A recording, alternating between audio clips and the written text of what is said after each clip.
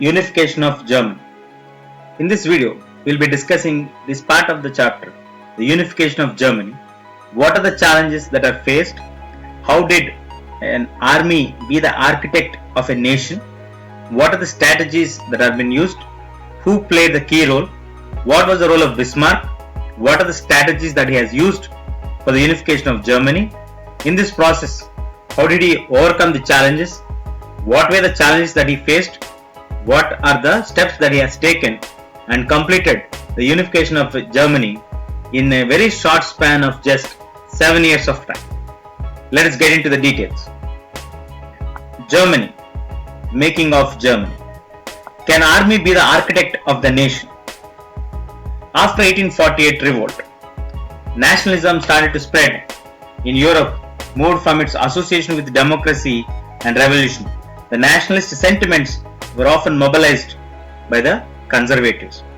Now, understanding here how the unification of Germany happened, before we get into the details of understanding unification of Germany, what are the challenges that we have for the unification of Germany? Let us throw light on them first. What it is very clear for the unification of Germany, three things have to be done. One is, there is a German confederation. The confederation has been formed, which is known as German Confederation. We need the abolition of German Confederation. That is the first challenge. Second one, expulsion of Austria from Germany. There are few places which are under the control of Austria. So, Austria has to be expelled from Germany. New adjustments of relation with the princes with a view of persuading them to accept the political unity of Germany. These three are the major challenges. First, abolition of the German Confederation. Second one, expulsion of Austria from Germany. Third, new adjustments with the princes, the local princes, and who should be accepting the political unity of the country. Now, the entire credit of unification can be given to Bismarck. Let us see who is this Bismarck. The full name of Bismarck, Otto von Bismarck, was born on 1st of April 1815 in Skov's family of a big landlord. He got educated in a haphazard way in different German universities. He entered the Prussian civil services but was turned out with the remark that his deficiency in regularity and discipline, which means that he is irregular and indisciplined. Bismarck was a conservative and was not in the favor of any liberal constitutions, which was granted by Frederick William IV to the Prussian people. He also opposed the unification of Germany on the basis of constitution. Bismarck believed that autocracy and felt glad when Prussian king rejected the crown of Germany offered to him at the Frankfurt Parliament. Now, what is the experience of Bismarck in the international politics? Bismarck entered the foreign department of Prussia in 1851.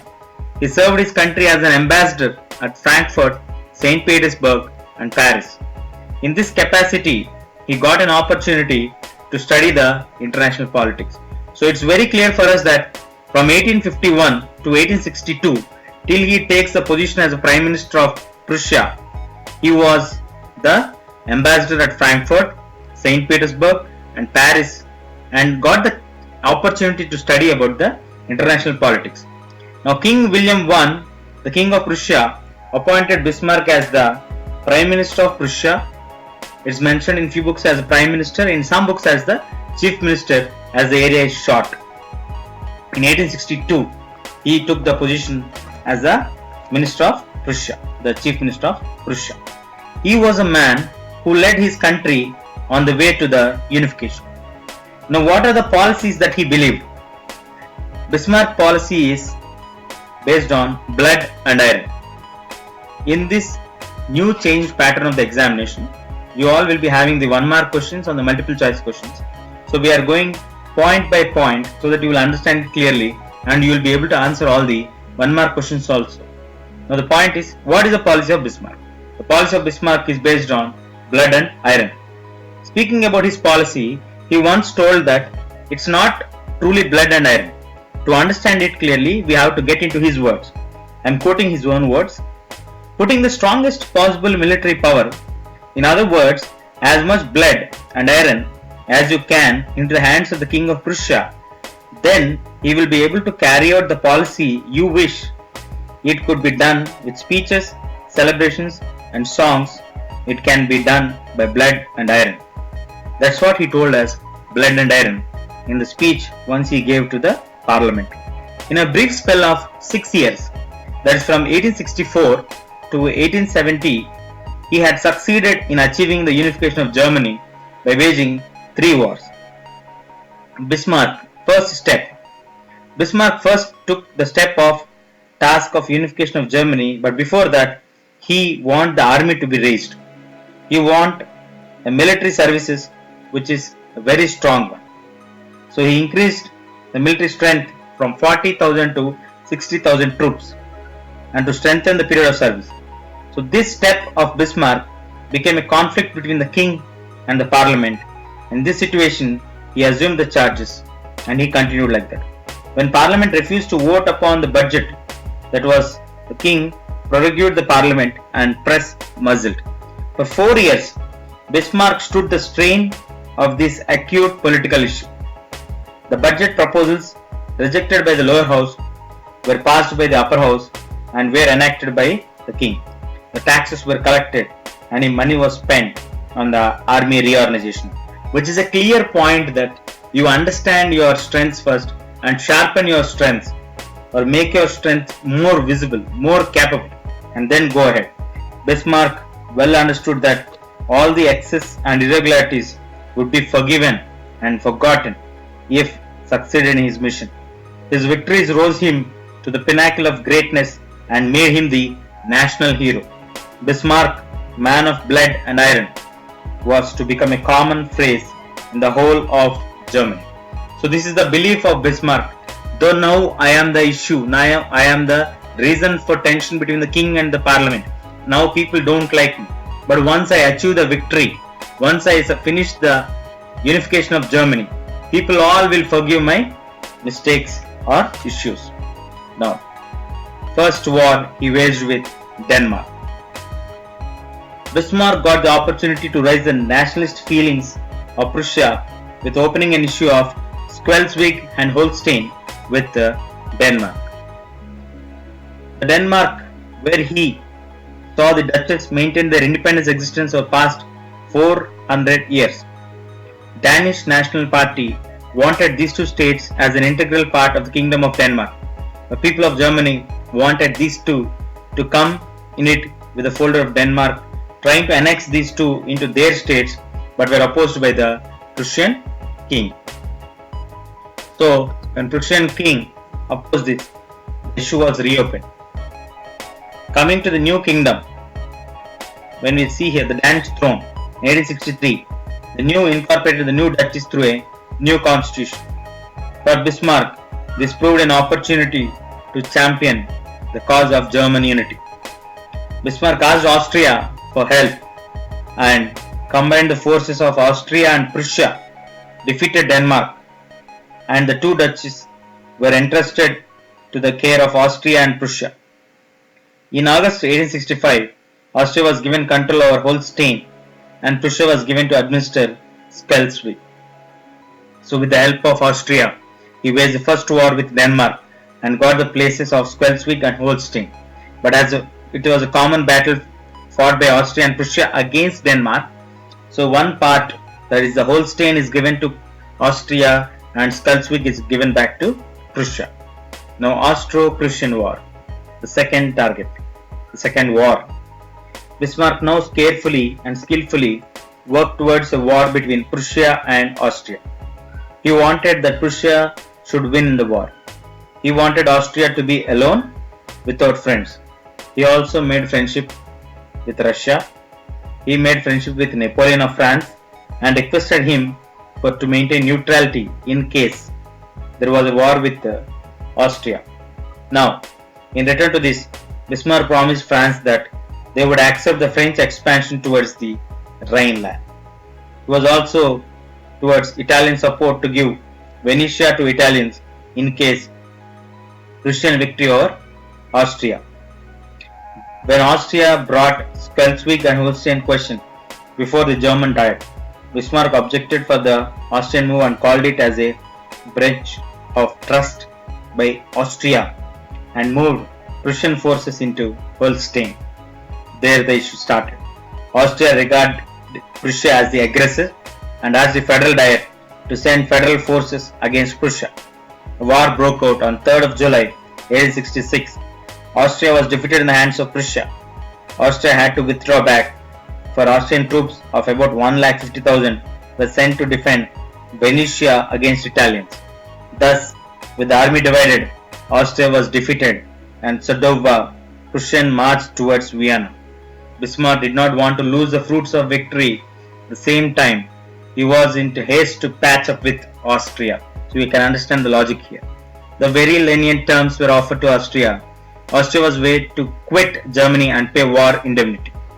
Schleswig, Holstein, Hanover, Hesse-Kassel, and the parts of Hessen-Darmstadt, city of Frankfurt, were annexed to Prussia. The German Confederation was dissolved in favor of North German Confederation, and all states of North under the leadership of Prussia were established. So two major tasks were completed. And the southern states, Bavaria, Baden, Württemberg, Hessen-Darmstadt, retained their independence, but because they are afraid of Napoleon III of France, they wanted to offer their support to Prussia and also agreed to be part of United Germany. Now the third and the last war, that is Franco-Prussian War. Napoleon III, the ruler of France, found his position weakened. He failed to prevent the Russia from suppressing the Polish uprising in 1863. So now there was a Mexican disaster where he lost his prestige at home and outside. So Napoleon III, he failed to get the advantage of either stopping the Russians from Poland or in the Mexico winning there, but he lost there also.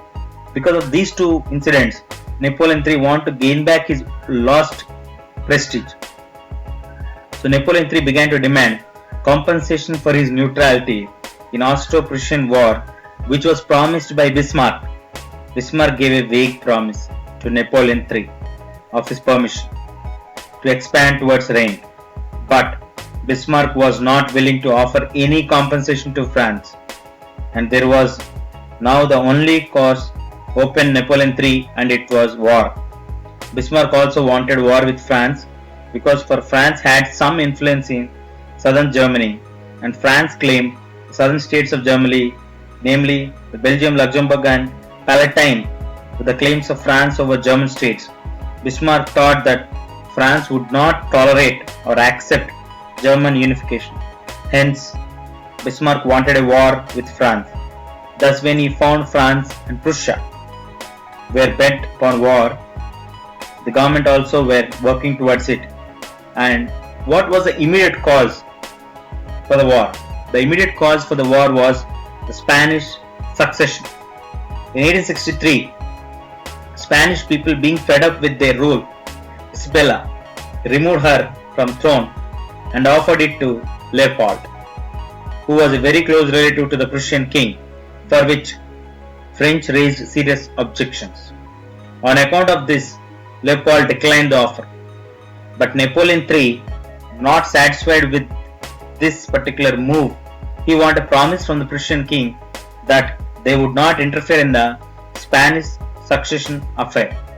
Now, the Prussian king rejected the wish of Napoleon III and sent the whole message through a telegram from the city of EMS to Bismarck, who was stationed at Berlin. The content of the telegram was manipulated by Bismarck in such a way that it would create hatred between the people of Prussia and France against each other and resulted in the war between France and Prussia. War was declared by France on Prussia on 19th of July 1870, and it lasted for 6 months. Bismarck succeeded in arousing the nationalist feelings among all the Germans. In spite of several differences with Bismarck, the southern states joined their hands with Prussia. Prussian forces defeated French forces, and Napoleon III have been terribly routed out in several battles, surrendered to Prussia with about 1 lakh forces or soldiers. Victorious, Prussian marched into French capital Paris and declared the emergence of United Germany and coronated William I as the first United German Emperor. Franco-Prussian War ended with the signing of the Treaty of Frankfurt, and they gave Alaska and Lorraine to Germany. Thus the unification of Germany was accomplished by 1871. So Bismarck, who played a key role, who believed that the politics of reality, that politics then leave no room for idealism. Known as Iron Chancellor for his realpolitik and his power rule. He was successful in the unification of Italy by conducting 3 wars with Denmark, Austria and France over a period of 7 years, and declared on 18th of January 1871 that Kaiser William I as the King of Germany. So in this video we learned about what was the role played by Bismarck, what are the major challenges for the unification of Germany, and what are the wars that are done, who was the key player for the unification of Germany, what was the outcome of this.